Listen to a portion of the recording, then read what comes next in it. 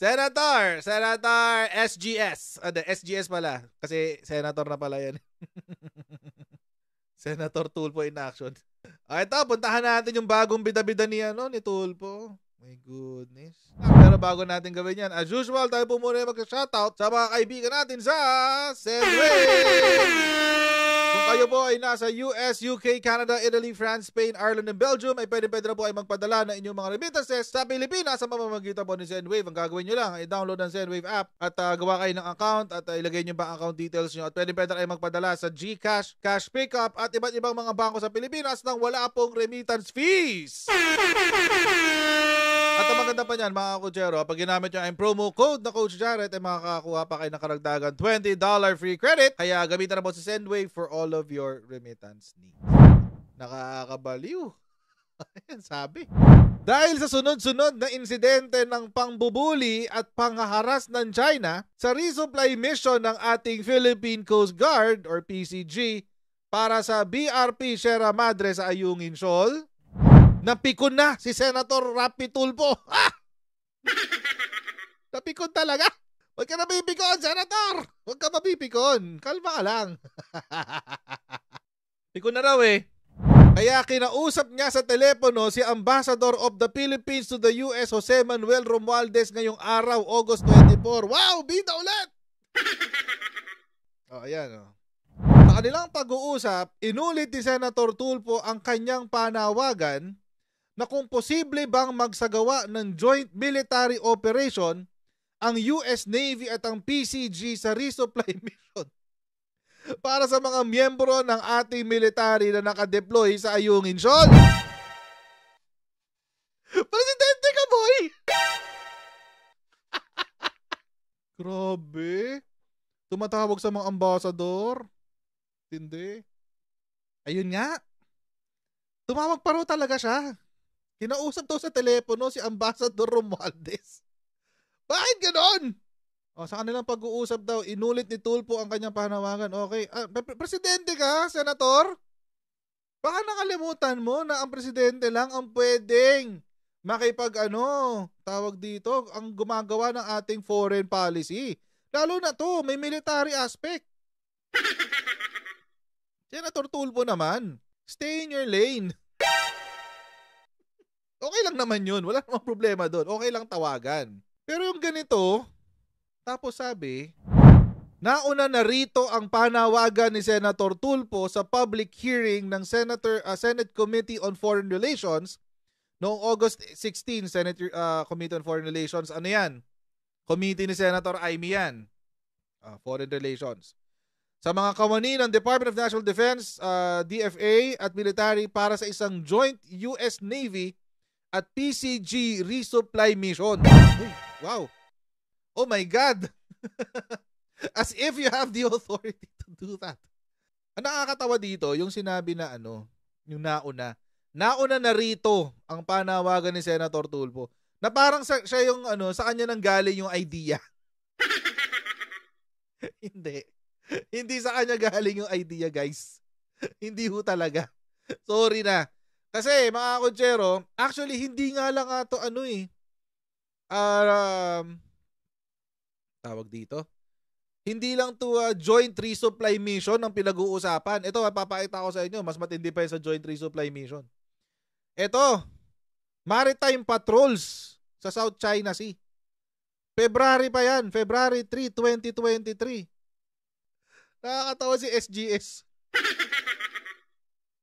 The Philippines and United States have agreed to conduct joint maritime patrol operations in the South China Sea to ensure peace and stability in the troubled waters. May ganun factor. Kailangan talaga grandstand. Kailangan bida siya. This was announced by the US Department of Defense on Thursday, February 2, amid China's continued aggression in the West Philippine Sea, or part of the SCS that is within the Philippines 200 nautical mile exclusive economic zone. Hindi ho kayo una ng nito. Kasi ang dating dito, parang siya yung trigger, kumbaga. Parang siya yung nag-trigger na pag-usapan yung joint maritime patrols or joint resupply missions. Kasi ang sabi niya, ang joint patrol mission ay ginagawa kasalukuyan ng ibang bansa tulad ng Malaysia at Indonesia at sinasamahan sa pagpapatrol ng US at Australian navies or Navy. So parang ganun ang gusto niyang ang lumalabas dito sa kanila to kanila yan. Rafi Tulfo in action yan, verified yan. Hindi sa akin, hindi ko iniimbento yan. Pero nung una di ba, in-announce to nung una, magjo-joint maritime patrols. Happy ang Pilipinas niyan. Nag-comment ba siya? Nag-comment ba siya doon sa naunang napag-usapan? Ito, February 3, di ba? February 3, 2023. Ito, February 5, 2023. 2 days later. Galvez upbeat on lawmakers' support for EDCA and joint patrols in South China Sea. Sino-sino yung mga yan? Galvez said it was encouraging that Senators Francis Tolentino, Francis Escudero, and Sherwin Gatchalian all shared favorable sentiments on the establishment of 4 additional EDCA sites in the bases of the Armed Forces of the Philippines and the resumption of the joint patrol operations in the South China Sea. May nakita ba kayong Rapi Tulfo dyan? Wala. Bakit? Kasi busy siya sa ibang committee?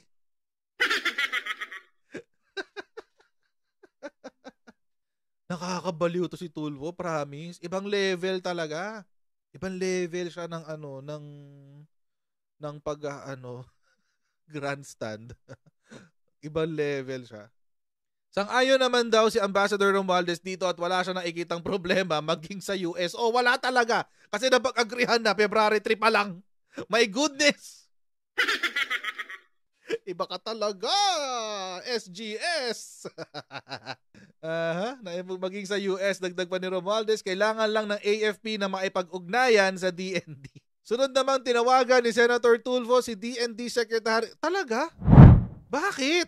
Ba't ka sa Senate hearing kaya niya ginawa to? Malamang hindi. Malamang sa offline. Sunod namang tinawagan ni Senator Tulfo si DND Secretary Gubo Teodoro. Kinumpirma ni Teodoro na magkakaroon na ng joint sail operations ang Philippine Navy at US Navy sa ating 200 nautical mile exclusive economic zone. Totoo yan. Kasi nga may usapan na. In-announce na nga yan din-announce yan ng National Security Council.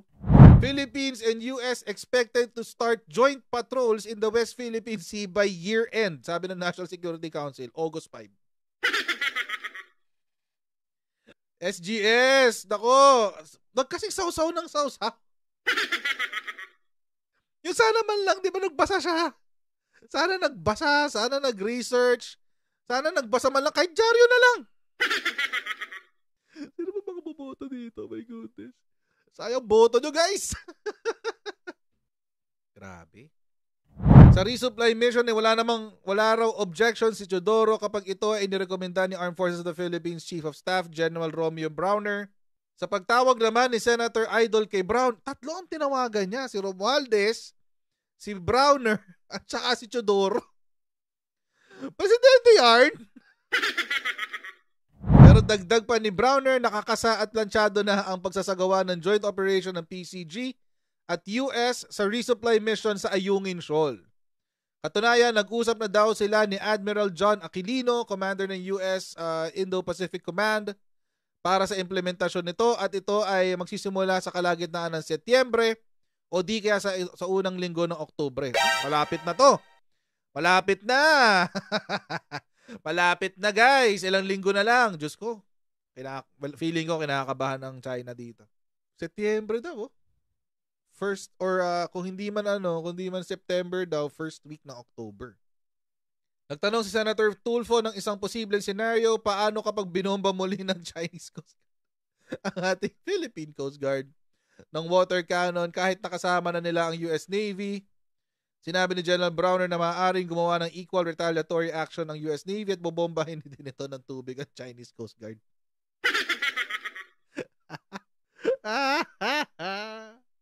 My goodness.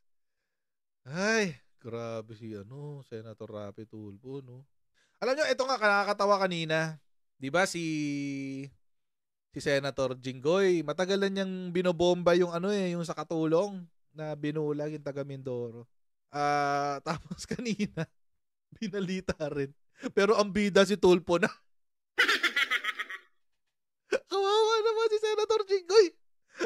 Bigla niyang pinupost. As in parang 1 week na yata niyang inaano sa social media niya. Yung yung kay yun dun sa Mindoro, yung katulong na inabuso sa taga Mindoro. Tapos kanina binalita. Tapos parang si Rapi Tulfo yung bida. Grabe siya.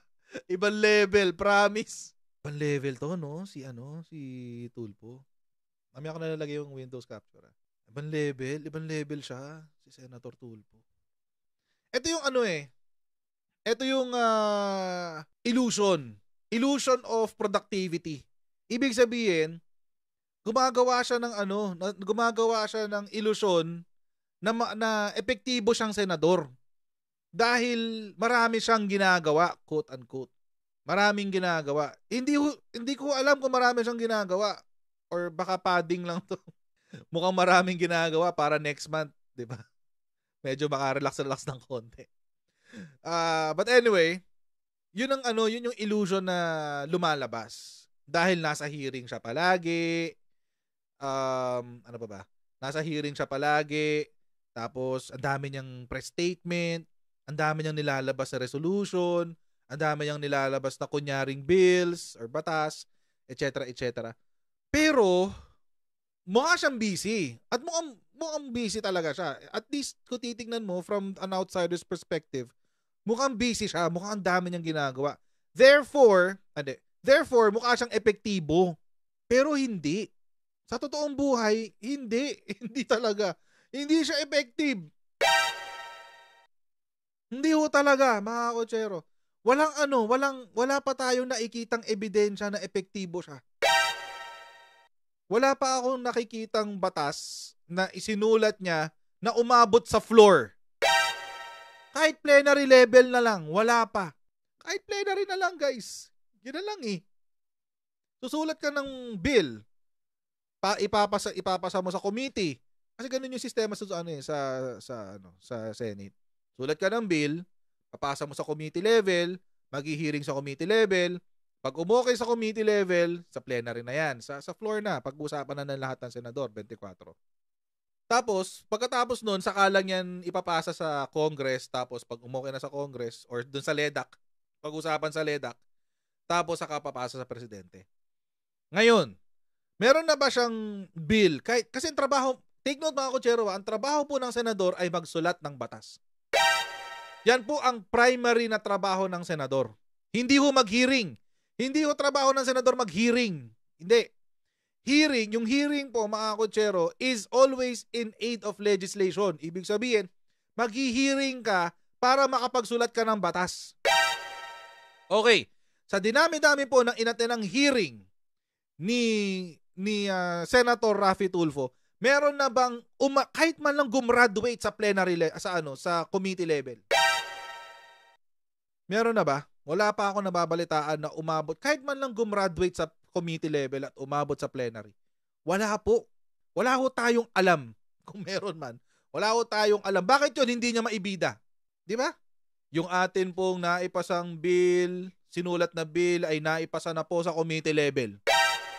Walang ganon, di ba? Again, it's an illusion of productivity. It's an illusion of effectiveness. Kanina nakita ko yung comment, sabi, in other words, busy-busyhan. Exactly, busy-busyhan siya. Siguro naman, sa isang taon na lumipas ang pagiging senador niya, 6 years lang naman ang term ng senador eh. Sa isang taon na lumipas yung kanyang pagiging senador, at least isa. Kahit may isa lang, may isang taon kay. You have 12 months. Ni isang bill walang umabot sa plenary. Kahit isa. Anyway. So yun mga kotsero, hanggang dito na lang po muna tayo for today. Please don't forget to like, share, and subscribe. And I'll see you in the next Coach Giant Live. Bye everyone. See you next time. Bye.